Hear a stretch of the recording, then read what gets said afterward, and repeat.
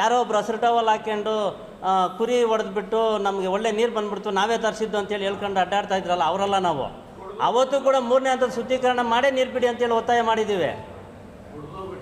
ಹಾಂ, ಹಾಗೆ ಅದು ಇವತ್ತು ಹೋರಾಟಗಳೇನಾಗಿದೆ ಅಂದರೆ ಜನಗಳಿಗೆ ಗೊತ್ತಾಗ್ತಾ ಇಲ್ಲ ಅಷ್ಟೇ. ಇವತ್ತು ಹೋರಾಟಗಳು ಹಸಿರು ಟವಲ್ನ ನಮ್ಮ ರಾಜ್ಯಾಧ್ಯಕ್ಷರು ಹೇಳ್ತಾರೆ ಮಾರಾಟಕ್ಕೆ ಇಟ್ಕೊಂಡ್ಬಿಟ್ಟವ್ರೆ ಅಂತ.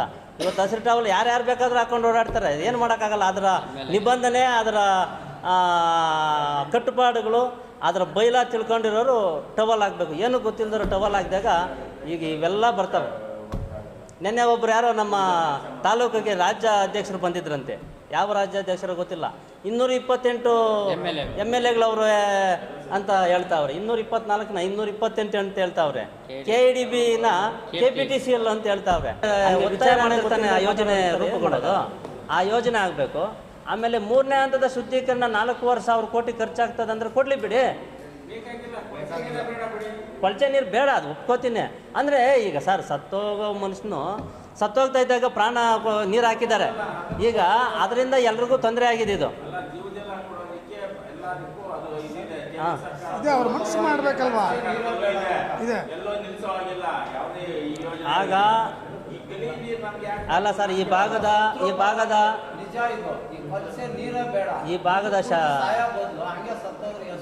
ಅದು ಆ ಮಟ್ಟಕ್ಕೆ ಜನ ಇವತ್ತು ತೀರ್ಮಾನ ತಗೊಂಡ್ಬಿಟ್ಟಿದ್ದಾರೆ. ಈಗ ಆಗಿನ ಕಾಲದಲ್ಲಿ ಆಗ ನಮಗೆ ಬೇಕಾಗಿದ್ದು ಕೆರೆಗಳೆಲ್ಲ ಬತ್ತಿ ಹೋಗಿದ್ವು. ಆವಾಗ ಈಗಾಗಲೇ MP ಏನು ಅವಾಗ ಶಾಸಕರಾಗಿದ್ದರು, ಮಿನಿಸ್ಟರ್ ಆಗಿದ್ದರು, ಅವರು ಏನೋ ಸದ್ಯಕ್ಕೆ ಇದೊಂದು ಯೋಜನೆ ಇರಲಿ ಅಂಥೇಳಿ ತಂದರು.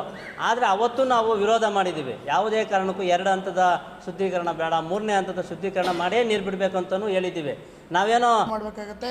ಇನ್ನು ತಾಲೂಕು ಕಚೇರಿಗಳಲ್ಲಿ ಮತ್ತು ತಾಲೂಕು ಪಂಚಾಯತ್ ಕಚೇರಿಗಳಲ್ಲಿ ಸುಮಾರು ಏನು ಕೆಲಸಗಳು ಪೆಂಡಿಂಗ್ ಇದೆ ಎಲ್ಲನೂ ಬಂದು ನಮ್ಮ ಜಿಲ್ಲಾಧ್ಯಕ್ಷರು ಏನು ಹೇಳಿದರೆ ಅಟ್ಲೀಸ್ಟ್ ತಿಂಗಳಿಗೆ 2 ಸರ್ತಿ ಬಂದು ನಮ್ಮ ತಾಲೂಕುಗಳಲ್ಲಿ ಅವರವರು ಏನು ಕಾರ್ಯಗಳನ್ನು ಮುಗಿಸ್ತೀವಿ ಅಂತ ಹೇಳಿದ್ದಾರೆ. ಈ ಕಾರ್ಯಗಳನ್ನು ನಮ್ಮ ತಾಲೂಕುಗಳಿಗೆ ಬಂದು ಅವರು ಯಾವ್ಯಾವ ಡಿಪಾರ್ಟ್ಮೆಂಟ್ ಏನೇನು ಕೆಲಸಗಳಿದೆ ಅದನ್ನು ನಮಗೆ ಸಕ್ರಿಯವಾಗಿ ನಡೆಸ್ಕೊಡ್ಬೇಕಾಗ ಅವರಲ್ಲಿ ವಿನಂತಿ ಮಾಡ್ತಾಯಿದ್ದೀವಿ. ಇಲ್ಲದಿದ್ದ ಪಕ್ಷದಲ್ಲಿ ನಾವು ಸ್ವಲ್ಪ ದೊಡ್ಡ ಮಟ್ಟದಲ್ಲಿ ಉಗ್ರವಾದ ಹೋರಾಟವನ್ನು ನಾವು ಒಂದು DC ಆಫೀಸ್ ಮುಂದೆ ಮಾಡ್ತೀವಿ.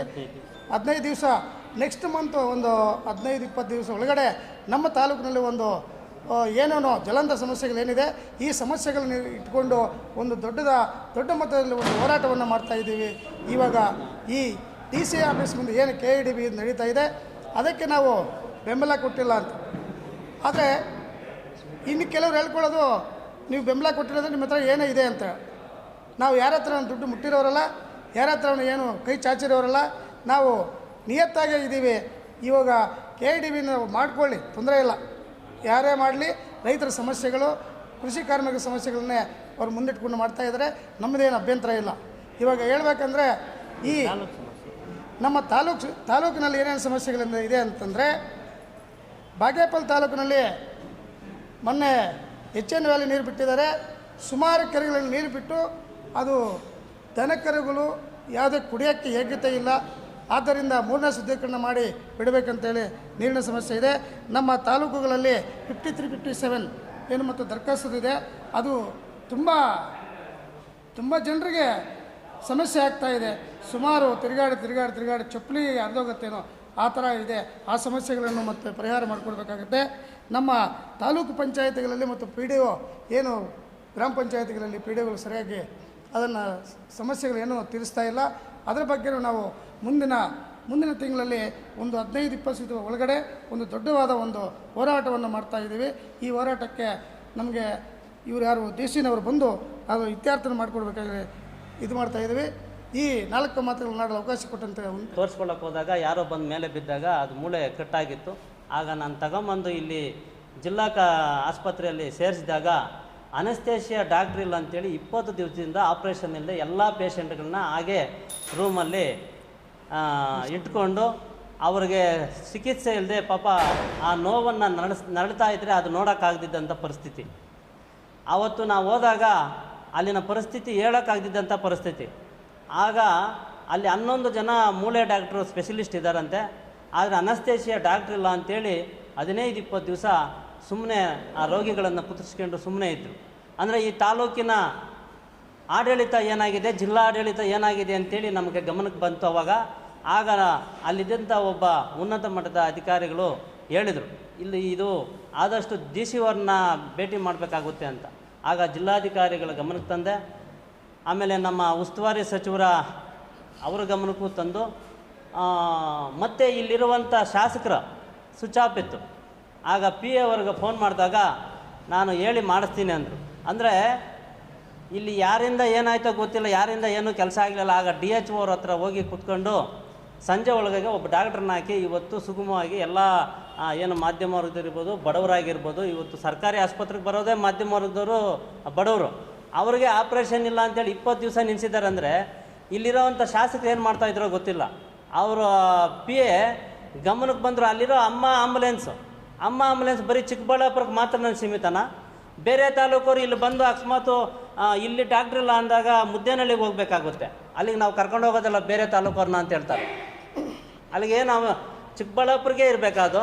ಯಾರಿಗಾದರೂ ಪ್ರಾಣ ಹೋಗ್ತಾ ಇದೆ ಅಂದರೆ ಅಮ್ಮ ಆಂಬುಲೆನ್ಸು ಬೇರೆಯವ್ರಿಗೆ ಅನುಕೂಲ ಇಲ್ವಾ? ಬೇರೆಯವ್ರಿಗೂ ಕೊಡಬೇಕು.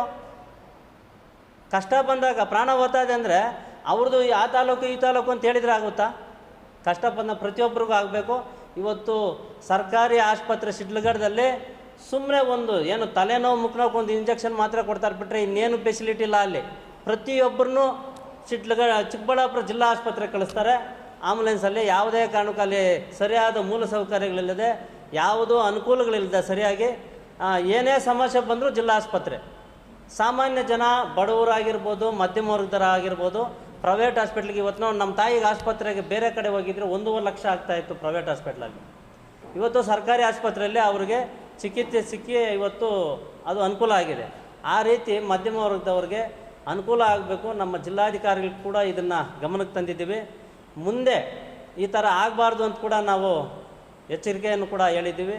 ಇದೊಂದೇ ಅಲ್ಲ, ಜಿಲ್ಲೆಯಲ್ಲಿ ಇವತ್ತು ನಮ್ಮ ಕೃಷ್ಣ ಬೈರೇಗೌಡರು ಒಂದು ಆದೇಶವನ್ನು ಕೊಟ್ಟರು, ಏನು ಎಲ್ಲ ಜಮೀನುಗಳನ್ನು ಪೋಡಿ ಮಾಡಿ. ಆ ಉದ್ದೇಶದ ಜೊತೆಗೆ ಕೆಲವು ಎಲ್ಲ ತಾಲೂಕಿನ ಸಮಸ್ಯೆಗಳು ಹೇಳಬೇಕು ಅಂತೇಳಿ ನಾವು ಪತ್ರಿಕಾಗೋಷ್ಠಿಯನ್ನು ಮಾಡೋದಕ್ಕೆ ಇಷ್ಟಪಟ್ಟಿದ್ದೀವಿ. ಬಂಧುಗಳೇ, ಇದರ ಉದ್ದೇಶ ಈಗಾಗಲೇ KDB ಹೋರಾಟ 13 ಹಳ್ಳಿಯಲ್ಲಿ ಶಿಡ್ಲಘಟ್ಟ ತಾಲೂಕಲ್ಲಿ ಹಲವಾರು ದಿನಗಳಿಂದ ನಡೀತಾ ಇದೆ. ಮುಂಚೆ ಒಂದು ಬಾರಿ KDBಗೆ ಅಂತೇಳಿ 2 ಸಂಘಟನೆಯವರು ಟೆಂಟ್ ಹಾಕಿದ್ರು ಜಿಲ್ಲಾ ಕಚೇರಿ ಮುಂದೆ. CM ಬರಲಿಲ್ಲ, ಸಿದ್ದರಾಮಯ್ಯನವರು ಬರಲಿಲ್ಲ ಅನ್ನೋ ಒಂದು ಉದ್ದೇಶಕ್ಕೆ, ಅಥವಾ ಯಾರು ಇವ್ರಿಗೆ ಆ ಹೋರಾಟವನ್ನು ಮಧ್ಯದಲ್ಲಿ ಯಾಕೆ ಕೈ ಬಿಟ್ಟರು ಅಂತ ಗೊತ್ತಿಲ್ಲ, ಒಂದು ಸರಿ ಆಲ್ರೆಡಿ ಟೆಂಟ್ ಎತ್ತಿಬಿಟ್ಟು ಒಂದು ಸಭೆಯನ್ನು ಕರೆದ್ರು ನಮ್ಮನ್ನೆಲ್ಲನೂ. ಪುಟ್ಟಣ್ಣಯ್ಯ ಬಣ ರೈತ ಸಂಘ, ಪ್ರಾಂತ್ಯ ರೈತ ಸಂಘ, CPM ಅವ್ರನ್ನ, ಕನ್ನಡ ಪರ ಸಂಘಟನೆಗಳು, ದಲಿತ ಸಂಘಟನೆಗಳನ್ನೆಲ್ಲ APMC ಮಾರುಕಟ್ಟೆಯಲ್ಲಿ ನಮ್ಮನ್ನೆಲ್ಲ ಒಂದು ಸಭೆ ಮಾಡಿದ್ರು. ಆ ಸಭೆಗೆ ಕೆಲವರು ಪತ್ರಿಕಾ ಮಾಧ್ಯಮದ ಸ್ನೇಹಿತರು ಬಂದಿದ್ದರು ಚಿಕ್ಕಬಳ್ಳಾಪುರದಲ್ಲಿ. ಆ ಸಭೆಯಲ್ಲಿ ಏನು ತೀರ್ಮಾನ ಆಯಿತು ಅಂದರೆ, ಎಲ್ಲ ಸಂಘಟನೆಗಳು ಸಂಯುಕ್ತ ಹೋರಾಟದ ಅಂಚಿನಲ್ಲಿ ಹೋರಾಟ ಮಾಡಬೇಕಾಗುತ್ತೆ. ಏನು ದೇವನಹಳ್ಳಿ ಹೋರಾಟ ನಮ್ಮ ಪುಟ್ಟಣ್ಣಯ್ಯ ಬಣದ ಮುಖ್ಯ ಪಾತ್ರ ವಹಿಸಿ ಸಂಯುಕ್ತ ಹೋರಾಟದ ಆಶ್ರಯದಲ್ಲಿ ರಾಜ್ಯದ 52 ಸಂಘಟನೆಗಳು ಕೂಡ, ಅಂದರೆ ಕೋಟೆಳ್ಳಿ ಚಂದ್ರಶೇಖರ್ ಬಣ ಬಿಟ್ಟು ಎಲ್ಲ ಸಂಘಟನೆಗಳು ಹೋರಾಟ ಮಾಡಿ ಇವತ್ತು ಅಲ್ಲಿ ಆ ರೈತರ ಭೂಮಿಯನ್ನು, ಅಲ್ಲಿ 13 ಹಳ್ಳಿಗಳ ಭೂಮಿಯನ್ನು, ದೇವನಹಳ್ಳಿ ತಾಲೂಕು ಚನ್ನರಾಯಪಟ್ಟಣದ ಭೂಮಿಯನ್ನು ಉಳಿಸಿದ್ದೀವಿ. ಅದೇ ರೀತಿ ಇವತ್ತು ಚಿಕ್ಕಬಳ್ಳಾಪುರ ಜಿಲ್ಲೆಯ ಶಿಡ್ಲಘಟ್ಟ ತಾಲೂಕು ಜಮಕೋಟೆ ಹೋಬಳಿ 13 ಹಳ್ಳಿಗಳು ಉಳಿಬೇಕಾದ್ರೆ, ಭೂಮಿ ಉಳಿಬೇಕಾದ್ರೆ ನಾವೆಲ್ಲ ಒಗ್ಗಟ್ಟಾಗಿ ಹೋರಾಟ ಮಾಡಬೇಕು. ಯಾವುದೇ ವ್ಯಕ್ತಿಯನ್ನು ಬಿಂಬಿಸಬಾರ್ದು, ಯಾವುದೇ ಸಂಘಟನೆಯನ್ನು ಬಿಂಬಿಸೋದು ಬೇಡ. ಸಂಯುಕ್ತ ಹೋರಾಟದ ದಾರಿಯಲ್ಲಿ ನಾವು ಹೋರಾಟ ಮಾಡಬೇಕು ಅಂತೇಳಿ, ಆಮೇಲೆ ಆ ರೈತರ 13 ಹಳ್ಳಿಗೆ ಹೋಗಿ ಒಂದು ಸಭೆ ಮಾಡಿ ಅಲ್ಲಿನ ಸಮಸ್ಯೆಗಳೆಲ್ಲ ವಿಚಾರಣೆ ಮಾಡಿ ಎಲ್ಲ ಹೋರಾಟವನ್ನು ಕೈಗೆತ್ಕೊಬೇಕು ಅಂದಾಗ ಕೋಟೆಳ್ಳಿ ಚಂದ್ರಶೇಖರ್ ಬಣ ಬೈರೇಗೌಡರು ಮುಖಂಡತ್ವ ವಹಿಸಿದ್ರು ಅವತ್ತು ಸಭೆ ಸೇರೋದಕ್ಕೆ. ಆಮೇಲೆ ಅವ್ರದ್ದೇ ಆದಂಥ ಶಿಡ್ಲಘಟ್ಟ ವಾಯುಪುತ್ರ ಹೋಟೆಲ್ ಸಭಾಂಗಣದಲ್ಲಿ ಒಂದು ಸಭೆ ಮಾಡಿದ್ರು ಕೋಟೆಳ್ಳಿ ಚಂದ್ರಶೇಖರ್ನ ಕರೆದು. ಎರಡನೇದಾಗಿ ಬೆಂಗಳೂರು ಫ್ರೀಡಮ್ ಪಾರ್ಕಲ್ಲಿ ಒಂದು ಹೋರಾಟವನ್ನು ಮಾಡ್ತಾರೆ, ಯಾರ ಗಮನಕ್ಕೂ ತರೋದಿಲ್ಲ. ಆಗ ನಾವು ಈ ಹೋರಾಟದಲ್ಲಿ ಸೋತಿದ್ದೀವಿ, ನೀವು ನಮ್ಮೆಲ್ಲ ಕೈ ಜೋಡಿಸ್ಬೇಕು, ನಾವು ಇವತ್ತು ಚಿಕ್ಕಬಳ್ಳಾಪುರ ಜಿಲ್ಲಾ ಕಚೇರಿ ಮುಂದೆ ಒಂದು ಹೋರಾಟವನ್ನು ಮಾಡ್ತಾಯಿದ್ದೀವಿ, ಎಲ್ಲರೂ ಬರಬೇಕಂತ ನಮಗೆಲ್ಲ ಕೂಡ ಕರೆದ್ರು. ಆಗ ನಾವು ಹೇಳಿದ್ವಿ, ನಾವು APMC ಮಾರುಕಟ್ಟೆಯಲ್ಲಿ ಪೂರ್ವಭಾವಿ ಸಭೆಯಲ್ಲಿ ಏನು ಹೇಳಿದ್ವಿ, ಎಲ್ಲ ಒಟ್ಟಾರೆ ಮಾಡಬೇಕು. ರೈತರ ಸಮಸ್ಯೆಗಳನ್ನು ಭೂಮಿ ಉಳಿಸ್ಬೇಕಾದ್ರೆ ಎಲ್ಲ ಒಟ್ಟಾಗಿ ಹೋರಾಟ ಮಾಡಬೇಕಾಗುತ್ತೆ. ಇದು ನಾನು ಬೆಳಿಬೇಕು ಅನ್ನೋ ಒಂದು ಉದ್ದೇಶ ಇಟ್ಕೊಂಡು ಯಾರು ಹೋರಾಟ ಮಾಡಿದ್ರು ಇದು ನಾನು ಸೇರಿ ಫೈಲ್ ಆಗ್ತೀವಿ ಅಂತೇಳಿ ನಾವು ಅವರಿಗೆ ಒಂದು ಎಚ್ಚರಿಕೆಯನ್ನು ಹೇಳಿ ಆ ಹೋರಾಟಕ್ಕೆ ನಾವು ಹೋಗಲಿಲ್ಲ, ಹಿಂಜರಿದ್ವಿ. ನಾವು ಹಿಂಜರಿಯೋದ ಕಾರಣ ಇಷ್ಟೇ, ಅವರು ಸ್ವಂತ ಏನು ಒಂದು ಸಂಘಟನೆ ಬಿಂಬಿಸಬೇಕು ಅಂತೇಳಿ ನಮ್ಮನ್ನೆಲ್ಲ ಬಳಸ್ಕೊಂಡು ಹೋರಾಟ ಮಾಡೋಣ ಅನ್ನೋ ಒಂದು ಉದ್ದೇಶಕ್ಕೆ ಬರಲಿಲ್ಲ ಅವರು. ಅದಕ್ಕೆ ನಾವು ಆ ಹೋರಾಟಕ್ಕೆ ಕೈ ಜೋಡಿಸಲಿಲ್ಲ. ಆ ಒಂದು ವಿಚಾರ ಬಿಟ್ಟು ನಮ್ಮ ತಾಲೂಕುಗಳಲ್ಲಿ ಇವತ್ತು ಹಲವಾರು ತಾಲೂಕಿನ ಮುಖಂಡರು ಬಂದಿದ್ದೀವಿ. ಆ ತಾಲೂಕಿನ ಸಮಸ್ಯೆಗಳು ತಾವು ಒಂದೊಂದಾಗಿ ಹೇಳ್ತಾರೆ, ಕೇಳಬೇಕಂತೇಳಿ ತಮ್ಮಲ್ಲಿ ವಿನಂತಿ ಮಾಡ್ತಾಯಿದ್ದೀವಿ. ಯಾಕೆಂದರೆ ಇವತ್ತು ಜಿಲ್ಲೆಯ ಸಮಸ್ಯೆ, ರೈತರ ಸಮಸ್ಯೆಗಳು ಬಹಳಷ್ಟಿದೆ. ಬರೀ KDBದು ಒಂದೇ ಅಲ್ಲ. ಇವತ್ತು ರೈತರು 1.5 ತಿಂಗಳು ಆಯಿತು ಏನೋ ರಾಗಿ ಕೊಟ್ಟು, ಅದಕ್ಕೆ ಮುಂಚೆ 1.5 ತಿಂಗಳು ಲೇಟ್ ಮಾಡಿದ್ರು ರಾಗಿ ತಗೊಳ್ಬೇಕಾದ್ರೆ. ಆ ರಾಗಿ ಸರ್ಕಾರದಿಂದ ತಗೊಳ್ಳೋಂಥ ರಾಗಿಗೆ ಇದುವರೆಗೂ ಹಣ ಕೊಡಲಿಲ್ಲ ಸರ್ಕಾರ. 3 ತಿಂಗಳಾಯಿತು, 1.5 ತಿಂಗಳು ಲೇಟ್ ಮಾಡಿದ್ರು, 1.5 ತಿಂಗಳು ರಾಗಿ ಕೊಟ್ಟಿದ್ದಾಗಿದೆ, ಇದುವರೆಗೂ ನಮಗೆ ಹಣ ಬಂದಿಲ್ಲ ನಮ್ಮ ರೈತರಿಗೆ. ಇದೊಂದೇ ಅಲ್ಲ, ಇನ್ನೂ ಹಲವಾರು ಸಮಸ್ಯೆಗಳು ಇವತ್ತು ನಮ್ಮ ಜಿಲ್ಲಾಧಿಕಾರಿಗಳು ಹೇಳಿದ್ದಾರೆ. ಇಡೀ ಜಿಲ್ಲೆಯ ಸಮಸ್ಯೆಗಳನ್ನು ವಾರದಲ್ಲಿ 3 ದಿವಸ ಅಥವಾ 4 ದಿವಸ ನಾನು ಫೀಲ್ಡಲ್ಲಿ ಎಲ್ಲ ತಾಲೂಕುಗಳ ಸಾರ್ವಜನಿಕರ ಸಮಸ್ಯೆಗಳನ್ನು ಆಲಿಸ್ತೀನಿ.